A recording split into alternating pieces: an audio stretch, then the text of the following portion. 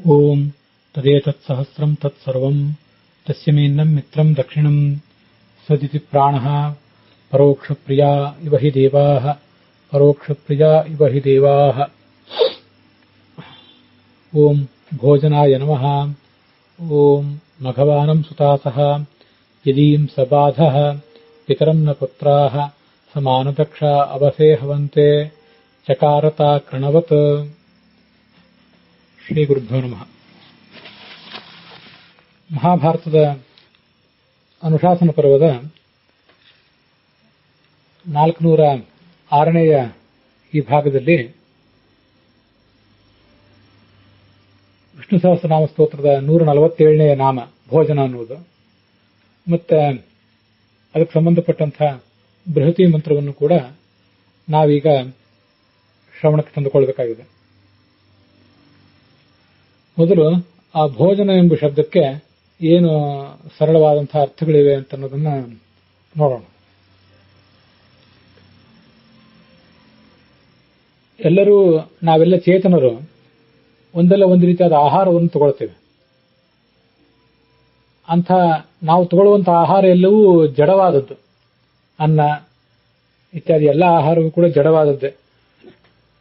ಆ ಜಡವಾದ ಆಹಾರದಲ್ಲಿ ಈತ ಇದ್ದು ನಮಗೆ ಪೋಷಣವನ್ನು ಒದಗಿಸ್ತಾನೆ. ಮತ್ತೆ ನಾವು ಭೋಜನ ಮಾಡುವ ಕ್ರಿಯೆಯೂ ಅವನ ಅಧೀನವೇ. ಹಾಗಾಗಿ ಭೋಜಯತೀತಿ ಭೋಜನಂ, ನಮಗೆಲ್ಲರಿಗೂ ಊಟ ಮಾಡಿಸುವವನೇ ಇವನು. ಭೋಜರು ಅಂದ್ರೆ ಯಾದವರು, ಯದುಕುಲದಲ್ಲಿ ಹುಟ್ಟಿದವರು. ಅವರನ್ನ ಮುನ್ನಡೆಸಿದವನು, ಕೃಷ್ಣ ರೂಪದಿಂದ ಅವರಿಗೆ ನಾಯಕನಾಗಿದ್ದವನು ಭೋಜನ ಅಂತ ಅರ್ಥವನ್ನು ಹೇಳ್ತಾರೆ. ಮತ್ತೆ ಮುಕ್ತಿಯಲ್ಲಿ ನಿತ್ಯಾನಂದ ಭೋಜನದಾಯಿನೇ ಅಂತ ಒಂದು ವರ್ಣನೆ ಮಾಡ್ತಾರೆ. ನಿತ್ಯವಾದಂತಹ ಆನಂದ ಎಂಬ ಭೋಜನವನ್ನ, ಭೋಗವನ್ನ ಎಲ್ಲ ಸಾಧಕರಿಗೂ ಕೂಡ ಕೊಡುವಂಥವನು.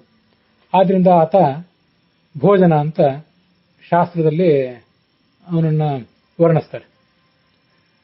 ಇದಿಷ್ಟು ಕೆಲವು ಬನಂಜಿ ಗೋವಿಂದಾಚಾರ್ಯರು ಹೇಳಿದಂತಹ ಅರ್ಥಗಳು. ಭೋಜನ ಅನ್ನೋ ಶಬ್ದಕ್ಕೆ ಭುಂಕ್ತೆ ಪಿಬತಿ ಸೋಮಂ ಇತಿವಾ, ಹೀಗೆ ಭಗವಂತಾಚಾರ್ಯ ಹೀಗೆ ಕೆಲವು ಅರ್ಥಗಳನ್ನು ಹೇಳ್ತಾರೆ. ಸೋಮರಸವನ್ನ ಸ್ವೀಕಾರ ಮಾಡ್ತಾನೆ, ಅಥವಾ ಭಕ್ತರು ಈತನಿಗೆ ಸೋಮರಸವನ್ನು ಪಾನ ಮಾಡಿಸ್ತಾರೆ. ಎರಡಕ್ಕೂ ಅರ್ಥ ಒಂದೇ. ತಾನೇ ಪಾನ ಮಾಡ್ತಾನೆ ಅಥವಾ ಭಕ್ತರಿಂದ ಬಂದ ಸೋಮರಸವನ್ನು ಸ್ವೀಕಾರ ಮಾಡ್ತಾನೆ. ಮತ್ತೆ ಇಲ್ಲಿ ಸೋಮರಸ ಅಂದ್ರೆ ಭಕ್ತಿಯಿಂದ ಅಲಂಕೃತವಾದಂತಹ ಮನಸ್ಸು ಸೋಮ, ಅದನ್ನು ಸ್ವೀಕಾರ ಮಾಡ್ತಾನೆ. ಆ ಕಾರಣಕ್ಕಾಗಿ ಆತನನ್ನ ಸೋಮ ಅಂತ ಈ ರೀತಿಯಾಗಿ ನಾವು ಭೋಜನ ಅಂತ ಹೇಳಬೇಕು.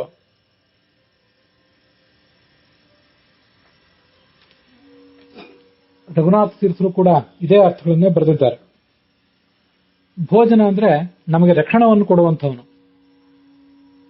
ನಾವು ಆಹಾರವನ್ನು ಉಪಜೀವಿಸಿಕೊಂಡು ಹೇಗೆ ಬದುಕ್ತೇವೆ, ಆಹಾರ ಇಲ್ಲದೆ ನಮಗೆ ಬದುಕು ಹೇಗಿಲ್ಲ, ಹಾಗೆ ಭಗವಂತನನ್ನು ಬಿಟ್ಟು ನಮಗೆ ಬದುಕಲಿಕ್ಕೆ ಸಾಧ್ಯ ಇಲ್ಲ. ಆದ್ರಿಂದ ಆತ ನಮಗೆಲ್ಲರಿಗೂ ಉಪಜೀವ್ಯ, ಅರ್ಥಾತ್ ರಕ್ಷಕ. ಆದ್ರಿಂದ ಆತನನ್ನು ಭೋಜನ ಅಂತ ಹೇಳ್ತೀವಿ ಅಂತ ನನ್ನದು ಒಂದು ಅರ್ಥ, ಅದಕ್ಕೆ ನಾನು ಜೋಡಿಸ್ಕೊಂಡಿದ್ದೇನೆ. ಇನ್ನು ಮುಂದೆ ಈ ಸಂಬಂಧಪಟ್ಟಂತಹ ಬೃಹತಿ ಮಂತ್ರ, ಈ ಮೂಲ ವೇದ ಮಂತ್ರಕ್ಕೆ ಏನು ಅರ್ಥ ಇದೆ ಅಂತ ಅನ್ನೋದನ್ನ ನೋಡೋಣ. ಇದು 7ನೇ ಮಂಡಲದ 26ನೇ ಸೂಕ್ತ. ಮೈತ್ರಾವರ್ಣಿ ವಸಿಷ್ಠರು ಇದನ್ನು ಕಂಡು ಹಿಡಿದದ್ದು, ವಸಿಷ್ಠ ಋಷಿಗಳು. ಅದರಲ್ಲಿ 2ನೇ ಮಂತ್ರ ಉಕ್ಥೌಕ್ಥೇ ಸೋಮ ಇಂದ್ರಂ ಮಮಾದ ನೀಥೇ ನೀಥೇ ಮಘವಾನಂ ಸುತಾಸಃ ಯದೀಂ ಸಬಾಧಃ ಪಿತರಂ ನ ಪುತ್ರಾಃ ಸಮಾನದಕ್ಷ ಅವಸೇ ಹವಂತೆ ಅಂತ. ಈ 2ನೇ ಮಂತ್ರದಲ್ಲಿ ಮಘವಾನಂ ಸುತಾಸಃ ಅಲ್ಲಿಂದ ಪ್ರಾರಂಭಿಸಿ ಅವಸೇ ಹವಂತೆ ಅಲ್ಲಿವರೆಗೂ ತಗೊಂಡಿದ್ದಾರೆ. ಅದರ ಮುಂದಿನ ಮಂತ್ರದಲ್ಲಿ ಚಕಾರತಾ ಕೃಣವನ್ನೂನ ಮನ್ಯಾ ಯಾನಿ ಬ್ರುವಂತಿ ವೇದಸಃ ಅಂತ ಮುಂದೆ 3ನೇ ಮಂತ್ರ ಇದೆ. ಅದರಲ್ಲಿ ಚಕಾರತಾ ಕೃಣವತ್ ಅನ್ನೋದನ್ನು ಮಾತ್ರ ತಗೊಂಡು ಈ 147ನೇ ಬೃಹತಿ ಮಂತ್ರವನ್ನು ಪೋಣಿಸಿದ್ದಾರೆ. ಮೂಲ ಮಂತ್ರಕ್ಕೆ ಏನ್ ಅರ್ಥ ಅಂತ ನೋಡೋಣ. ಉಕ್ತ ಉಕ್ತೇ ಸೋಮ ಇಂದ್ರಂ ಮಮಾದ ನೀಥೇ ನೀಥೆ ಅನ್ನೋದು ಹಿಂದೆ ನೋಡಿದ್ದೇವೆ. ಸಂಗೀತದಿಂದ ಕೂಡಿದ ಸ್ತೋತ್ರವನ್ನಾಗಲಿ ಸಂಗೀತವಿಲ್ಲದ ಶಸ್ತ್ರ ಮಂತ್ರವನ್ನಾಗಲಿ ಕೇಳಿದಾಗ ಭಗವಂತ ಸಂತೋಷ ಪಡ್ತಾನೆ ಅಂತ ಅದರ ಅರ್ಥ ಹೇಳ್ತಾರೆ.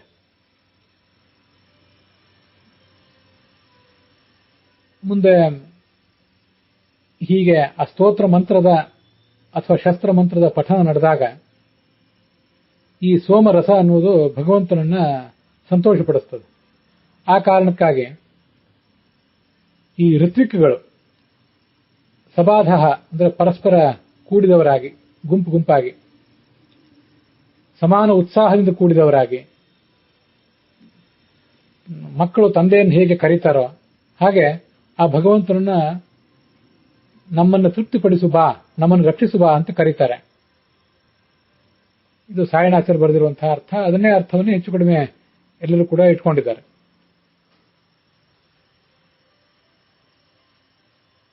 ಅನೇಕ ಕಾರ್ಯಗಳನ್ನ ಈ ಹಿಂದೆ ಭಗವಂತ ಮಾಡಿಕೊಟ್ಟಿದ್ದಾನೆ ಭಕ್ತರಿಗಾಗಿ. ಭಕ್ತರು ಏನೇನೋ ಅವನನ್ನ ಪ್ರಾರ್ಥಿಸಿದ್ದಾರೋ ಆ ಎಲ್ಲಾ ಕಾರ್ಯಗಳನ್ನು ಈ ಹಿಂದೆ ಮಾಡಿಕೊಟ್ಟಿದ್ದಾನೆ. ಚಕಾರ ಮಾಡಿಕೊಟ್ಟಿದ್ದಾನೆ. ಕೃಣವತ್ ಮುಂದೆ ಕೂಡ ಮಾಡ್ತಾನೆ. ಆದ್ರಿಂದ ಆತ ಅವರ ಪ್ರಾರ್ಥನೆ ಎಂದೂ ಕೂಡ ಹುಸಿ ಹೋಗೋದಿಲ್ಲ ಅಂತ ಅದರ ಅರ್ಥ.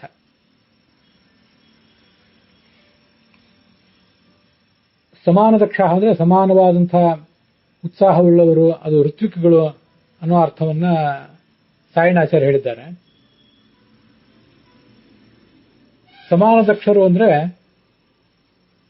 ಈ ಋತ್ವಿಕ್ಗಳಿಗೆ ಅದು ವಿಶೇಷಣ. ಆದ್ರೆ ಅಲ್ಲಿ ದಕ್ಷರು ಅಂದ್ರೆ ಯಜಮಾನರು, ಪುರೋಹಿತರು ಯಜ್ಞ ಮಾಡ್ಲಿಕ್ಕಾಗಿ ಅಲ್ಲಿ ಬಂದಾಗ ಅವರಿಗೆ ಇರುವಂತಹ ಉತ್ಸಾಹವೇ, ದಕ್ಷತೆಯೇ, ಬದ್ಧತೆ, ನಿಷ್ಠೆ ಅದು ಆ ಯಜಮಾನನಿಗೂ ಇದ್ರೆ ಅದರಿಂದ ಆ ಯಜ್ಞದಿಂದ ಮಹಾಫಲ ಇದೆ. ಅಂಥ ಶ್ರೇಷ್ಠನಾದ ಯಜಮಾನನನ್ನು ಪಡೆದಂಥ ಋತ್ವಿಕ್ಗಳು ಅಂತ ಅರ್ಥ. ಅವರು ತಂದೆಯನ್ನ ಮಕ್ಕಳು ಕರೆದಂತೆ, ಇದು ಭಗವಂತಾಚಾರ್ಯ ಹೇಳುವ ಅರ್ಥ. ಸಮಾನ ದಕ್ಷ ಅನ್ನುವುದು ಋತ್ವಿಕ್ಗಳಿಗೆ ವಿಶೇಷಣ. ಎರಡೂ ವ್ಯಾಖ್ಯಾನಗಳಲ್ಲೂ, ಸಾಯಣಾಚಾರ್ಯ ವ್ಯಾಖ್ಯಾನದಲ್ಲಿ ಮತ್ತೆ ಭಗವಂತಾಚಾರ್ಯ ವ್ಯಾಖ್ಯಾನದಲ್ಲಿ, ಎರಡರಲ್ಲೂ ಕೂಡ. ಅವಸೆ ಅಂದ್ರೆ ಅನ್ನಾಯ, ಹವಿಹಿ ಸೋಮಾದಿ ಸ್ವೀಕಾರಾರ್ಥಂ, ನಾವು ಕೊಡುವ ಹವಿಸ್ಸನ್ನ ಸೋಮವನ್ನು ಸ್ವೀಕಾರ ಮಾಡುವ ಬಾ ಅಂತ ಕರೀತಾರೆ. ಅಥವಾ ರಕ್ಷಣಾಯ, ನಾವು ನಿನ್ನಿಂದ ರಕ್ಷಣೆಯನ್ನು ಕೋರಿದ್ದೇವೆ ಬಾ ಅಂತ ಕರೀತಾರೆ. ಹವಂತೆ ಅಂದ್ರೆ ಕರೆಯುತ್ತಾರೆ ಅಂತ ಅರ್ಥ.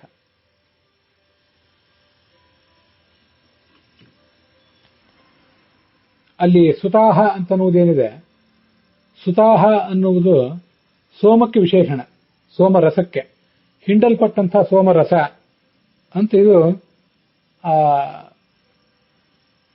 ಭಗವಂತಾಚಾರ್ಯರು ಮಾಡುವಂತಹ ಅರ್ಥ. ಇನ್ನು ಉಳಿದವರು ಸುತಾಹ ಅನ್ನುವುದಕ್ಕೆ ಭಗವಂತ ಆಚಾರ್ಯರನ್ನು ಹೊರತುಪಡಿಸಿದರೆ ರಘುನಾಥ ತೀರ್ಥರು ಮೊದಲಾದವರು ಸೋಮರಸವನ್ನು ಹಿಂಡುವಂತಹ ಆ ಪುರೋಹಿತರು ಅಂತ ಅರ್ಥ ಮಾಡ್ತಾರೆ.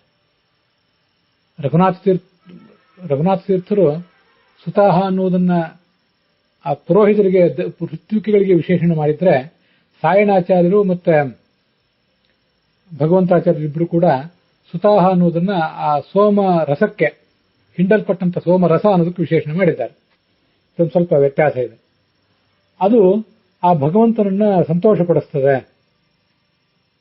ಅಂತ ಅದರ ತಾತ್ಪರ್ಯ ಆಗ್ತದೆ. ಸುತಾಸಹ ಸೋಮಾಭಿಷಮ ಕರ್ತಾರಹ ಇತಿ ಋತ್ವಿಗ್ ವಿಶೇಷಣಂ ವಾ ಅಂತ ಹೇಳ್ತಾರೆ ಭಗವಂತಾಚಾರ್ಯರು.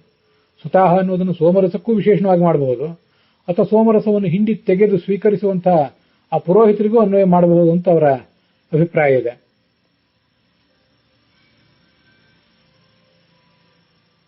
ಇಂಥ ಎಲ್ಲ ಕಾರ್ಯಗಳನ್ನು ಹಿಂದೆನೂ ಮಾಡಿದ್ದಾನೆ, ಮುಂದೆಯೂ ಮಾಡ್ತಾನೆ ಅನ್ನೋ ಅರ್ಥವನ್ನೇ ಭಗವಂತಾಚಾರ್ಯರು ಕೂಡ ಹೇಳ್ತಾರೆ. ಇದಿಷ್ಟು ಸಾಯಣಾಚಾರ್ಯರು ಮತ್ತೆ ಭಗವಂತಾಚಾರ್ಯರು ಹೇಳಿದಂತಹ ಅರ್ಥಗಳಾದವು. ಸಂಪಾದಿತವಾದ ಬೃಹತಿ ಮಂತ್ರಕ್ಕೆ ರಘುನಾಥ ಸ್ವಾಮಿಗಳ ಅರ್ಥ ಏನಿದೆ ಅಂತ ಅನ್ನೋದನ್ನು ನೋಡಬೇಕು. ಸಮಾನ ದಕ್ಷ ಅಂದ್ರೆ ಸಮಾನವಾದ ಉತ್ಸಾಹವುಳ್ಳವರು. ಸುತಾಸಹ ಅಂದ್ರೆ ಕರ್ತರಿಕ್ತಃ, ಸಾಮಾನ್ಯವಾಗಿ ತಪ್ರತ್ಯಯ ಬರುವುದು ಕರ್ಮಾರ್ಥದಲ್ಲಿ, ಆದ್ರೆ ಇಲ್ಲಿ ಕರ್ತೃರ್ಥದಲ್ಲೇ ತಪ್ರತ್ಯಯ ಬಂದಿದೆ. ಸುತಾಸಹ ಅನ್ನುವುದು ಹಿಂಡಲ್ಪಟ್ಟ ಸೋಮ ಅನ್ನೋ ಅರ್ಥವನ್ನ ಹೇಳುವುದು ಅಲ್ಲದೆ ಸೋಮರಸವನ್ನು ಹಿಂಡುವ ಕರ್ತೃಗಳು, ಸೋಮ ಅಭಿಷವ ಅಂದ್ರೆ ಹಿಂಡುವುದು, ಅದನ್ನ ಮಾಡತಕ್ಕಂಥ ಕರ್ತೃಗಳು, ಋತ್ವಿಕಗಳು, ಅವರನ್ನು ಹೇಳ್ತದೆ. ಆ ಋತ್ವಿಕಗಳು ಅವಸೆ ಅಂದ್ರೆ ಅನ್ನ, ಅವಸೆ ಅಂದ್ರೆ ಅದನಾಯ, ತಿನ್ನುವುದಕ್ಕಾಗಿ ನಾವು ಭಗವಂತನೇ ಇಲ್ಲಿ ಬಾ ನಮ್ಮ ನೈವೇದ್ಯವನ್ನು ಸ್ವೀಕಾರ ಮಾಡುವಂತ ಕೇಳ್ತಾ ಇದ್ವಿ. ಅದು ಹೇಗೆ ಅಂದ್ರೆ, ಕೆಲವು ಬಾರಿ ಮಕ್ಕಳು ತಂದೆಯನ್ನು ಕರೀತಾರೆ. ತೀರಾ ಚಿಕ್ಕ ಮಕ್ಕಳು ಇದ್ದಾಗ ತಂದೆ ತಾಯಿಂದ್ರೆ ಮಕ್ಕಳನ್ನು ಕರೆದು ಊಟ ಮಾಡಿಸ್ಬೇಕಾಗ್ತದೆ. ಮಕ್ಕಳು ಸ್ವಲ್ಪ ದೊಡ್ಡವರಾದ ಮೇಲೆ ಅವರಿಗೆ ತಾಯಿ ಹೇಳ್ತಾಳೆ ತಂದೆಯನ್ನು ಊಟಕ್ಕೆ ಕರೆದು ಬಾ ಅಂತ ಹೇಳಿ. ಆಗ ಊಟಕ್ಕೆ ಅಂತ ಭೋಜನಕ್ಕಾಗಿ ಮಕ್ಕಳು ತಂದೆಯನ್ನು ಹೇಗೆ ಕರೀತಾರೋ ಅದೇ ತರ ಈ ಪುರೋಹಿತರು ಜಗತ್ತಿನ ತಂದೆಯಾದಂತಹ ಭಗವಂತನನ್ನ ಸಭಾಧಾಹ ಅಂದ್ರೆ ಅತ್ಯಂತ ಉತ್ಸಾಹದಿಂದ ಗುಂಪು ಗುಂಪಾಗಿ ಸಮರ್ಥದಿಂದ ಕೂಡಿದವರಾಗಿ ಅನೇಕ ಜನ ಪುರೋಹಿತರು ಇರ್ತಾರೆ. ಎಲ್ಲರೂ ಓಡಿ ಓಡಿ ಹೋಗಿ ಆ ಭಗವಂತನನ್ನು ಕರೀತಾರೆ. ಮಕ್ಕಳು ತಾಮುಂದು ಅಂತ ಹೋಗಿ ಕರೆಯುವಂತೆ. ಸಮಾನ ದಕ್ಷಾಹ, ಸಮಾನವಾದಂತಹ ಉತ್ಸಾಹವುಳ್ಳವರು ಅನ್ನೋ ಅರ್ಥವನ್ನೇ ನಾನು ಕೂಡ ಇಟ್ಕೊಂಡಿದ್ದೇನೆ. ಭಗವಂತ ರಘುನಾಥ ಸ್ವಾಮಿಗಳು ಅದನ್ನೇ ಹೇಳಿದ್ದಾರೆ. ಹೀಗೆ ಆ ಭಗವಂತನನ್ನ ಹವಂತೆ ಅಂದ್ರೆ ಆಹ್ವಯಂತಿ ಕರೀತಾರೆ.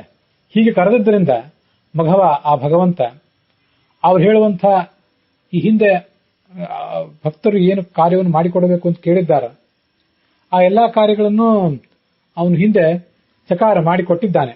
ಕೃಣವತ್, ಇನ್ನು ಮುಂದೆ ಅವನು ಮಾಡಿಕೊಡುವವನಿದ್ದಾನೆ ಕೂಡ. ಎಲ್ಲಾ ಕಾರ್ಯಗಳನ್ನು ಅವನು ಮಾಡಿಕೊಡ್ತಾನೆ ಅಂತ ಅದರ ತಾತ್ಪರ್ಯ.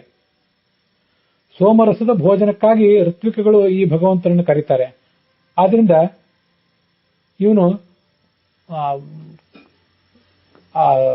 ಋತ್ವಿಕಗಳೇನು ಕರೀತಾರೆ ಅವರಲ್ಲಿದ್ದು ಕರೆಯುವವನು ಅವನೇ, ಕರೆಸಿಕೊಳ್ಳಲ್ಪಡುವವನು ಅವನೇ. ಆ ಸೋಮರಸದಲ್ಲೇ ಅವನು ಇದ್ದಾನೆ.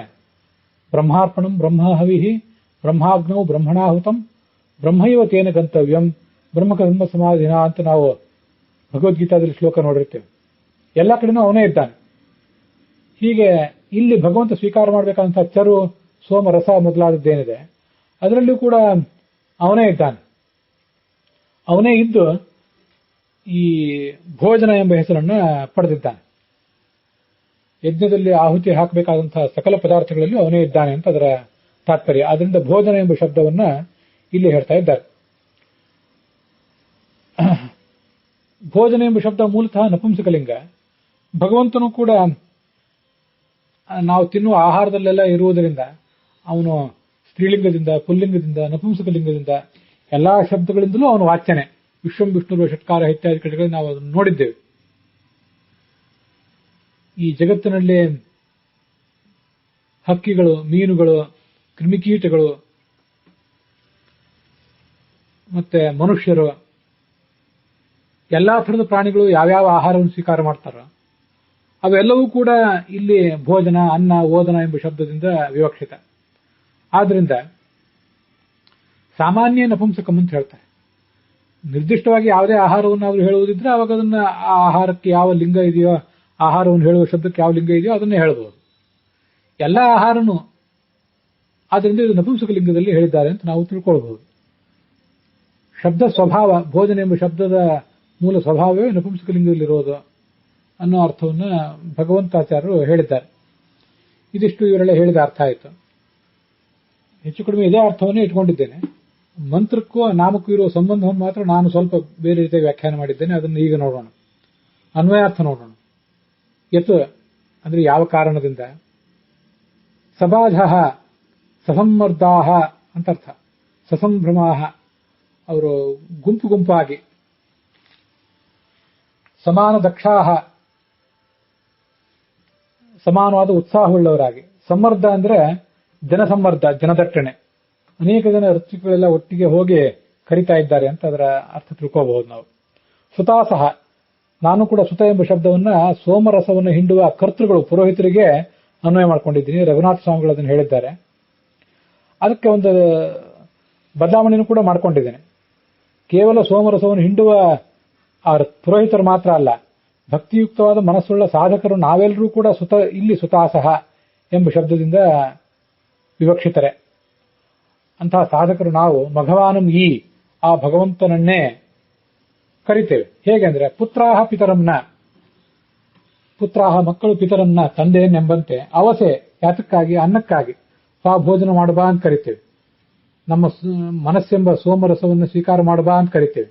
ನಮ್ಮನ್ನು ರಕ್ಷಿಸಬಾ ಅಂತ ಕರಿತೇವೆ. ಇದೆಲ್ಲ ಭಗವಂತಾಚಾರ್ಯ ಹೇಳಿದ ಅರ್ಥಗಳೇ ಆಗಿವೆ.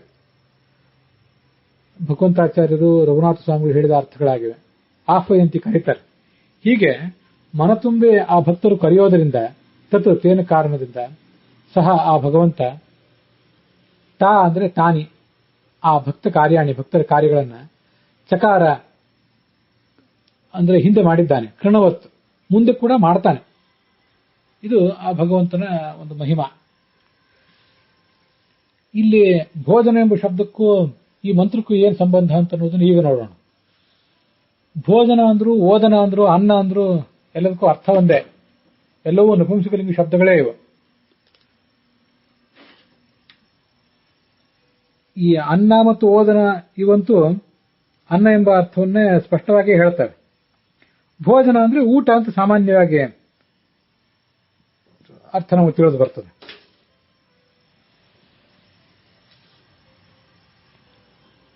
ಅನ್ನ ಅಂದ್ರೆ ಏನು? ತೈತ್ರಿಯ ಉಪನಿಷತ್ತಿನ ಬ್ರಹ್ಮಾನಂದವಲ್ಲಿಯಲ್ಲಿ ಅದ್ಯತೇತ್ತಿ ಚ ಭೂತಾನಿ ತಸ್ಮಾದನ್ನಂ ತದುಚ್ಯತೆ ಅಂತ ಆ ಉಪನಿಷತ್ತೇ ಅನ್ನ ಶಬ್ದದ ಅರ್ಥವನ್ನ ವ್ಯಾಖ್ಯಾನ ಮಾಡಿದೆ. ಅದ್ಯತೆ ನಮ್ಮೆಲ್ಲರಿಂದ ಅದು ಸ್ವೀಕರಿಸಲ್ಪಡ್ತದೆ, ತಿನ್ನಲ್ಪಡ್ತದೆ, ಉಪಜೀವಿಸಲ್ಪಡ್ತದೆ. ಮತ್ತು ಅತ್ತಿಜ ಭೂತಾನಿ, ಎಲ್ಲರನ್ನೂ ಅದು ತಿಂತದೆ. ಅದಕ್ಕಾಗಿ ಅದನ್ನು ಅನ್ನ ಅಂತ ಹೇಳಬೇಕು ಅಂತ ಆ ತೈತ್ರಿಯ ಉಪನಿಷತ್ತಿನ ಬ್ರಹ್ಮಾನಂದವಲ್ಲಿಯ ಅಭಿಪ್ರಾಯ.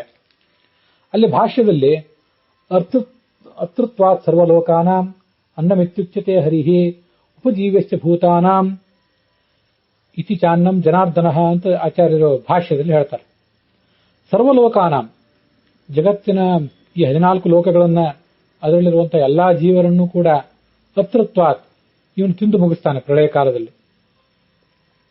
ಮತ್ತೆ ಉಪಜೀವ್ಯಶ್ಚ ಭೂತಾನಾಂ, ಆ ಎಲ್ಲ ಜೀವಗಳು ಲಕ್ಷ್ಮಿಯಿಂದ ಪ್ರಾರಂಭಿಸಿ ಒಂದು ಕ್ರಿಮಿ ಕೀಟದವರೆಗೆ ಪ್ರತಿಯೊಬ್ಬರಿಗೂ ಕೂಡ ಇವನು ಉಪಜೀವ್ಯನಾಗಿದ್ದಾನೆ. ಇವನನ್ನು ಅವಲಂಬಿಸಿಯೇ ಎಲ್ಲರೂ ಬದುಕುವವರು. ಆದ್ರಿಂದ ಅದ್ಯತೆ ಅಂದ್ರೆ ತಿನ್ನಲ್ಪಡುತ್ತದೆ. ತಿನ್ನಲ್ಪಡುವುದು ಅಂದ್ರೆ ಏನು? ನಾವು ಅನ್ನವನ್ನು, ಆಹಾರವನ್ನು ಉಪಜೀವಿಸಿಯೇ ಬದುಕಿದ್ದೇವೆ ಎಲ್ಲರೂ ಕೂಡ. ಹಾಗೆ ಭಗವಂತನನ್ನು ಉಪಜೀವಿಸಿಯೇ ಬದುಕಿದ್ದೇವೆ. ಆದ್ರಿಂದ ಅವನನ್ನೇ ನಾವು ಅನ್ನ ಅಂತ ಹೇಳಬೇಕು ಅಂತ ಅರ್ಥ. ಮುಂದೆ ಭೃಗುವಲ್ಲಿಯಲ್ಲೂ ಕೂಡ ಆ ಉಪನಿಷತ್ತು ಏತಮನ್ನಮಯಮಾತ್ಮಾನಂ ಉಪಸಂಕ್ರಮ್ಯ ಇತ್ಯಾದಿ ರೂಪವಾಗಿ ಅನ್ನ ಅಂತ ವರ್ಣನೆ ಮಾಡಿದೆ. ಆ ಭಾಷ್ಯದಲ್ಲಿಯೂ ಭೋಗ್ಯ ಭೋಕ್ತೃ ಸ್ವರೂಪೇಣ ತಿಷ್ಠತಿ ಕ್ರೀಡೆಯ ಸ್ವಯಂ. ಆ ಭಗವಂತ ಭೋಗ್ಯನೂ ಆಗಿದ್ದಾನೆ, ಭೋಕ್ತೃವೂ ಆಗಿದ್ದಾನೆ. ತಿನ್ನಲ್ಪಡುವವನು ಅವನೇ, ಹಾಗೆ ಭೋಕ್ತ ತಿನ್ನುವವನು ಕೂಡ ಅವನೇ ಆಗಿದ್ದಾನೆ. ತಿಷ್ಠತಿ ಕ್ರೀಡೆಯ ಸ್ವಯಂ, ತನ್ನ ಲೀಲೆಯಿಂದ ಅವನೇ ಅಲ್ಲಿದ್ದಾನೆ. ನಚ ಭೋಗ್ಯತ್ವ ಮಾತ್ರೇಣ ಹೀನತ್ವಂ ತಸ್ಯ ಕುತ್ರಚಿತ್. ಭಗವಂತ ಭೋಗ್ಯ ಅಂದ ಮಾತ್ರಕ್ಕೆ ಆ ಭಗವಂತನಿಗೇನಾದರೂ ಅಪಚಾರ ಆಯ್ತಾ? ಅವನ ವ್ಯಕ್ತಿತ್ವಕ್ಕೆ, ಅವನ ಘನ ಮಹಿಮೆಗೇನಾದ್ರು ಅಪಚಾರ ಆಯ್ತಾ ಅಂದ್ರೆ ಅವನಿಗೆ ಹೀನತ್ವ ಬಂತಂದ್ರೆ, ಹೀನತ್ವ ಏನು ಬರಲಿಲ್ಲ.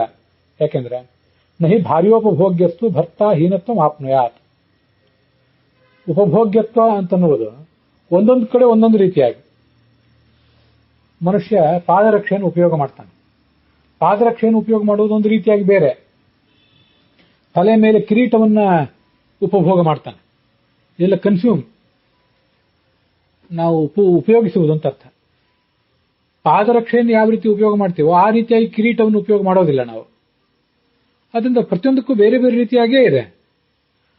ನಾವು ಕಿರೀಟವನ್ನು ಉಪಯೋಗ ಮಾಡ್ತೀವಿ ಅಂತ ಮಾತ್ರಕ್ಕೆ ಕಿರೀಟಕ್ಕೆ, ತಲೆಯ ಮೇಲಿನ ರುಮಾಲಿಗೆ ಹೀನತ್ವ ಏನು ಬರಲಿಲ್ಲ, ಅದಕ್ಕೆ ಅಪಚಾರ ಏನಾಗಲಿಲ್ಲ.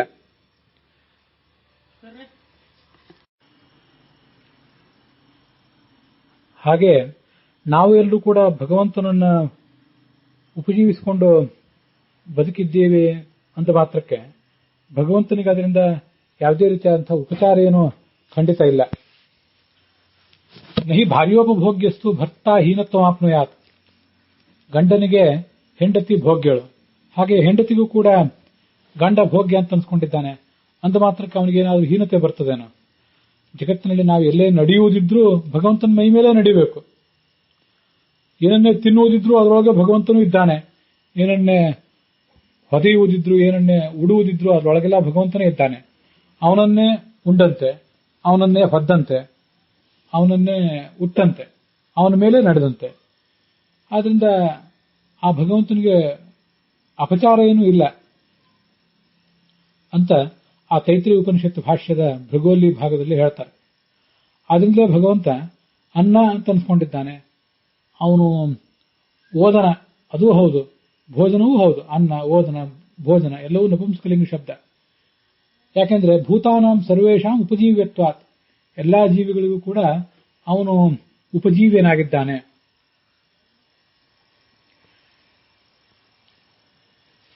ಆದ್ರಿಂದ ಈ ಭಗವಂತ ಭೋಜ್ಯ ಆಗಿದ್ದಾನೆ. ಭೋಜ್ಯನಾಗಿರುವುದರಿಂದ ಅಥವಾ ಭೋಗ್ಯನಾಗಿರುವುದರಿಂದ ಎರಡಕ್ಕೂ ಅರ್ಥ ಒಂದೇ. ನಾವು ಭಕ್ಷ್ಯ ಭೋಜ್ಯ ಅಂತ ಹೀಗೆಲ್ಲ ಹೇಳ್ತೇವೆ. ಆ ಭಗವಂತ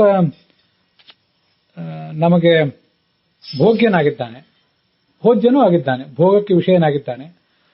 ಹಾಗೆ ನಾವು ಅವನನ್ನೇ ಸ್ವೀಕಾರ ಮಾಡ್ತೇವೆ. ಈ ಎಲ್ಲ ಕಾರಣಗಳಿಂದಾಗಿ ಅವನು ನಮಗೆ ಉಪಜೀವನಾಗಿರುವುದರಿಂದ ಆ ಭಗವಂತನನ್ನ ಭೋಜನ ಅಂತ ಈ ಶಬ್ದ ವರ್ಣನೆ ಮಾಡ್ತದೆ.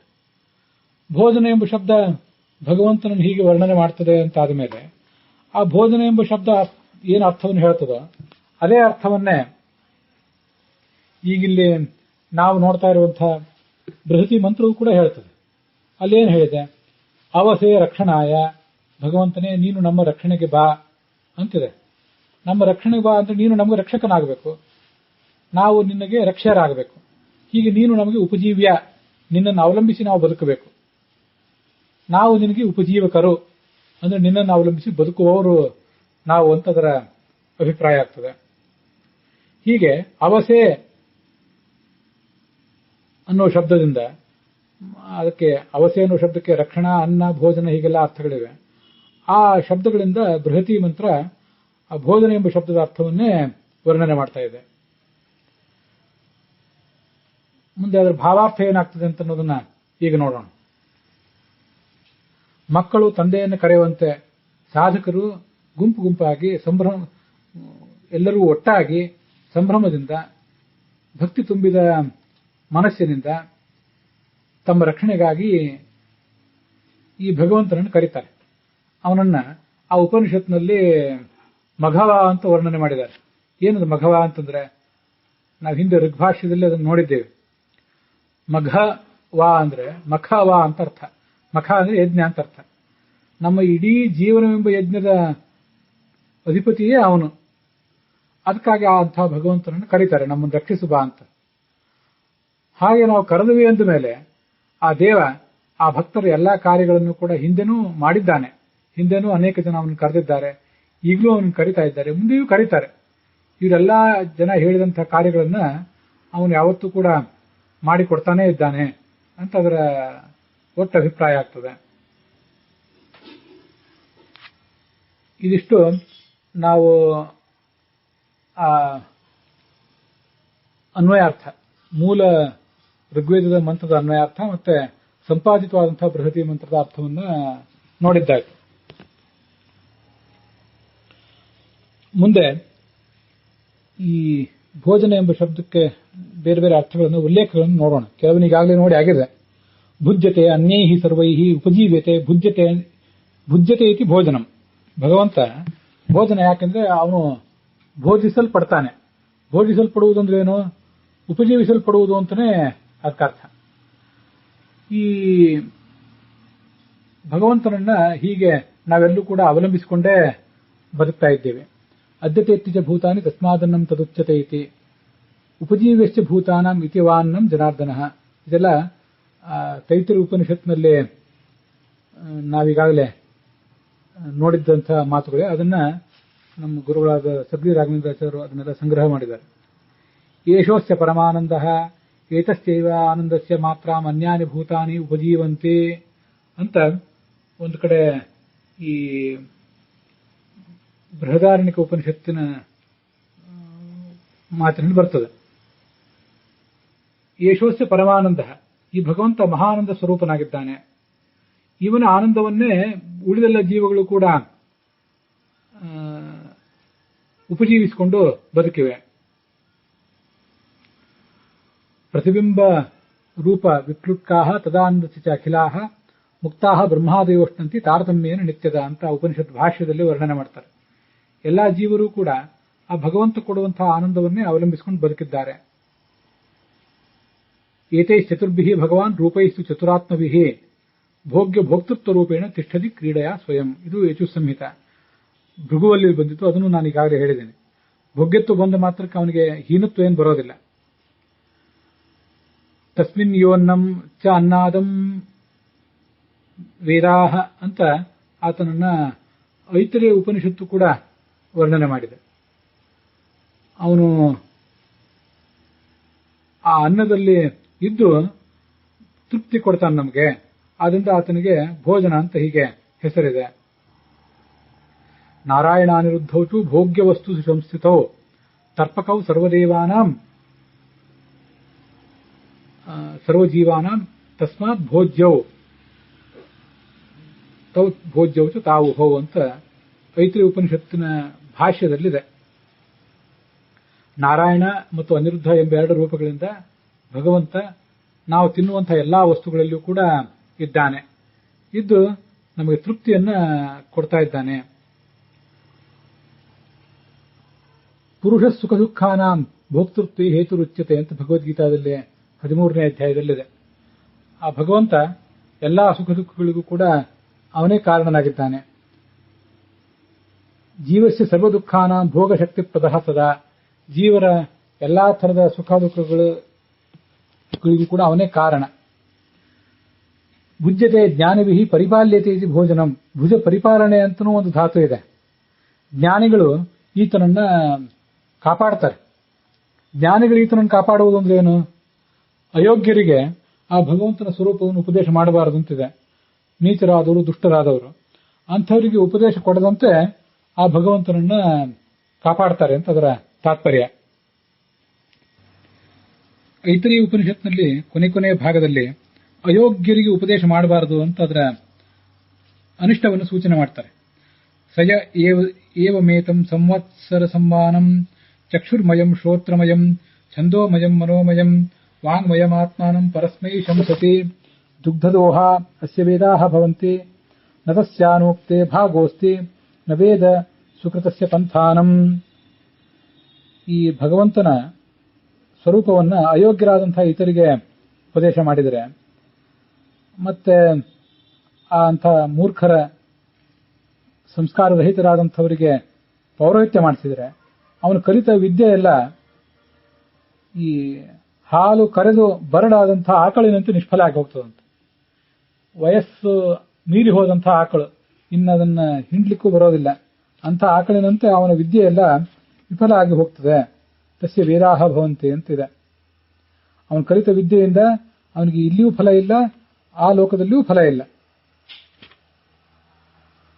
ಸತ್ಕರ್ಮದಿಂದ ಅವನಿಗೇನೋ ಫಲ ಸಿಗೋದಿಲ್ಲ ಅಂತ ವರ್ಣನೆ ಮಾಡ್ತಾರೆ. ಸುಕೃತಸ್ಯ ಫಲಂ ಚೇವ ನಾಸೌ ಸಮ್ಯಕ್ ಅವಾಪ್ಸ್ಯತಿ. ಹೀಗೆ ಅವನದೆಲ್ಲದೂ ವ್ಯರ್ಥ ಆಗ್ತದೆ ಅಂತ ಅಲ್ಲಿ ವರ್ಣನೆ ಮಾಡಿದ್ದಾರೆ.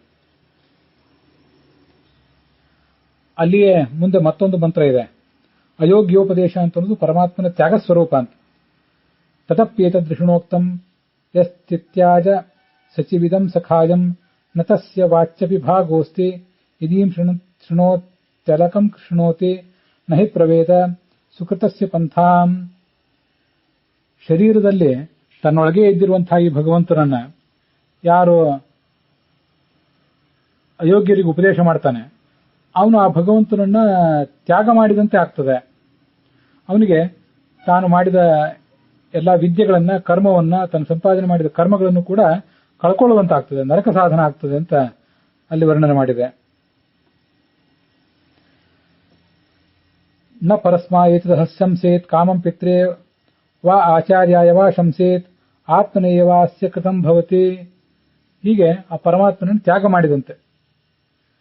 ಮುಖ್ಯ ತ್ಯಾಗೋ ಹರೇರೇಶ ಎನ್ನಾಸ್ತೀತಿ ವದೇದಮಂ ತತ್ಸಮಂ ವಾಧಿಕಂ ಬ್ರೂಯಾತ್ ಐಕ್ಯಮಥಾಪಿ ವಾ ಐಶ್ವರ್ಯಾದಿ ಗುಣಾನಾಂ ವಾ ಹ್ರಾಸಂ ನಾಸ್ತಿತ್ವಮೇವ ವಾ ತತ್ಪ್ರಸಾದಂ ವಿನಾ ಮೋಕ್ಷಂ ಬ್ರೂಯಾತ್ ವಾ ಕಸ್ಯಚಿತ್ ಕ್ವಚಿತ್ ಐಕ್ಯಂ ವಾ ಬ್ರಹ್ಮಶರ್ವಾದೇಹ ಮುಕ್ತಾವೈಕ್ಯಮಥಾಪಿ ವಾ ವ್ಯತ್ಯಾಸಂ ಚಾವತಾರಾಣಾಂ ಜೀವಾಭೇದ ಮಮುಷ್ಯವ.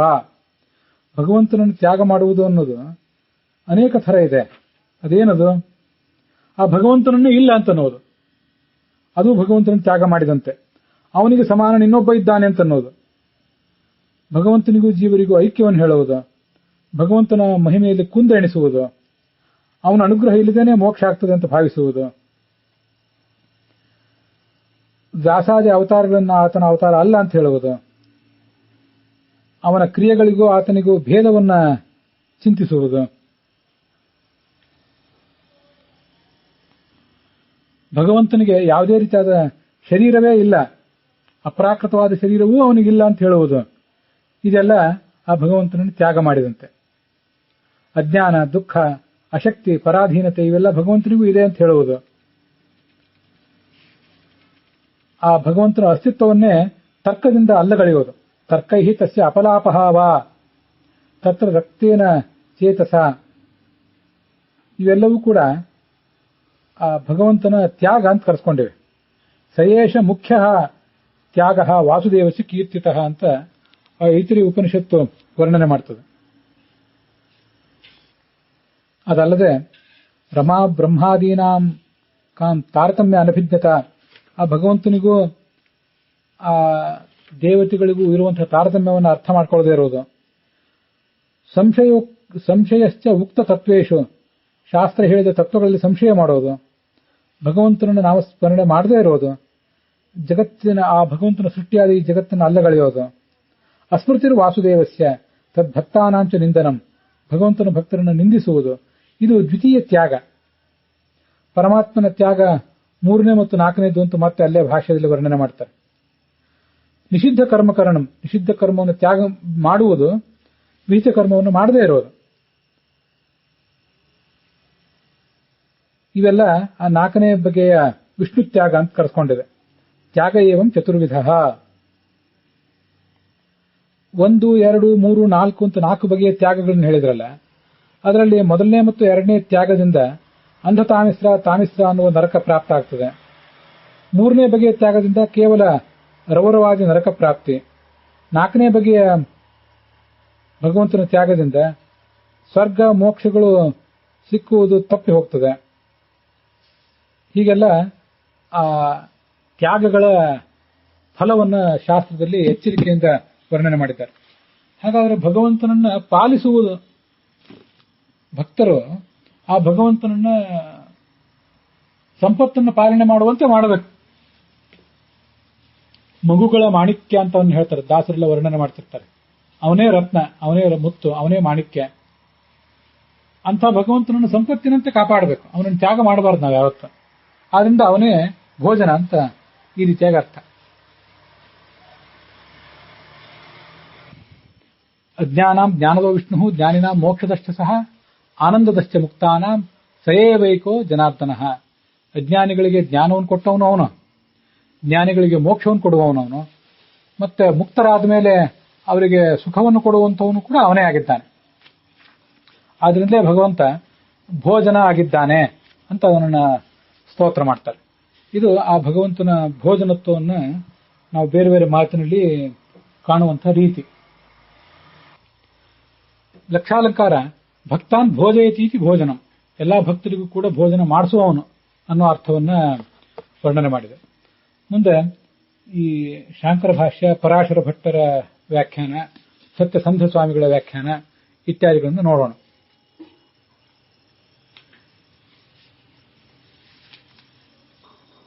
ಶಾಂಕರ ಭಾಷ್ಯದಲ್ಲಿ ಅವನು ಭೋಜ್ಯ ರೂಪನಾಗಿದ್ದಾನೆ. ಈ ಪ್ರಕೃತಿ ಅಥವಾ ಮಾಯಾ ಏನಿದೆ ಅದಕ್ಕೆ ಭೋಜನ ಅಂತ ಹೆಸರಿದೆ. ಆ ಪ್ರಕೃತಿಯ ರೂಪದಲ್ಲಿರುವಂಥವನೇ ಭಗವಂತ, ಮಾಯಾರೂಪಿಯಾದವನವನು ಆ ಭಗವಂತ. ಆದ್ರಿಂದ ಅವನನ್ನ ಭೋಜನ ಅಂತ ಹೀಗೆ ಹೇಳ್ತಾರೆ.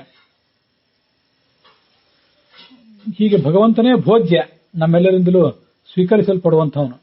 ಆದ್ದರಿಂದ ಆ ಪ್ರಕೃತಿಗೆ ಅಥವಾ ಮಾಯೆಗೆ ಭೋಜನ ಅಂತ ಹೆಸರಿದೆ, ಭಗವಂತನಿಗೂ ಆ ಹೆಸರಿದೆ. ಭಕ್ತರಿಂದ ಸುಖ ಚೆನ್ನಾಗಿ ಅನುಭವಿಸಲ್ಪಡುವಂಥವನು. ಸುಖೇನ ಭೋಜನಂ ಪ್ರಾಹುಹು ಯೋ ಭಕ್ತೈ ಅನುಭೂಯತೆ ಅಂತ ಪರಾಶರ ಭಟ್ಟರ ವ್ಯಾಖ್ಯಾನ. ಸುಖವಾಗಿ ಭಕ್ತನನ್ನು ನೋಡಿ ಅವರು ಸಂತೋಷ ಪಡ್ತಾರೆ ಅಂತ, ಭಗವಂತನನ್ನು ನೋಡಿ ಭಕ್ತರು ಸಂತೋಷ ಪಡ್ತಾರೆ ಅಂತ ಅದರ ಅರ್ಥ. ಸತ್ಯಸಂಧ ಸ್ವಾಮಿಗಳ ವ್ಯಾಖ್ಯಾನದ ಪ್ರಕಾರ ಎಲ್ಲರಿಂದಲೂ ಕೂಡ ಆತ ಉಪಜೀವಿಸಲ್ಪಡುವವನು ಅನ್ನೋ ಅರ್ಥ ಪ್ರಾಪ್ತ ಆಗ್ತದೆ. ಭುಜ್ಯತೆ ಸರ್ವೈ ಉಪಜೀವ್ಯತೆ ಇತಿ ಭೋಜನಂ. ಹೀಗೆ ಇಲ್ಲಿಯವರೆಗೆ ಆ ಭೋಜನ ಎಂಬ ಶಬ್ದದ ಅರ್ಥವನ್ನು ನಾವು ನೋಡಿದ್ವಿ. ಸಂಸಾರದಲ್ಲಿ ನಾವಿದ್ದೇವೆ, ನಮಗೆ ಅಜ್ಞಾನಿಗಳಾದಂತಹ ನಮಗೆ ಆನಂದವನ್ನು ಕೊಡುವವನು ಅವನು, ಆನಂದ ಕೊಟ್ಟ ಆದ್ಮೇಲೆ ಮುಕ್ತಿಯನ್ನು ಕೊಡುವವನು ಅವನು. ಈ ಸಂಸಾರದಲ್ಲಿದ್ದಾಗ ನಮಗೆ ರಕ್ಷಣೆಯನ್ನು ಕೊಡುವವನು ಅವನೇ. ಅದು ಭೋಜನ ಎಂಬ ಶಬ್ದಕ್ಕೆ ಅರ್ಥ ಅಂತ ಆ ಬೃಹತಿ ಮಂತ್ರ ವ್ಯಾಖ್ಯಾನ ಮಾಡಿದೆ. ಅದನ್ನ ಈಗಾಗಲೇ ನಾವು ನೋಡಿದ್ದೇವೆ. ಹೀಗೆ ಸಂಸಾರದಲ್ಲಿದ್ದಾಗಲೂ ಮುಂದೆ ಮುಕ್ತರಾದ್ಮೇಲೂ ಕೂಡ ಆ ಭಗವಂತನನ್ನು ಅವಲಂಬಿಸಿಕೊಂಡೇ ನಾವು ಇರಬೇಕಾದದ್ದು.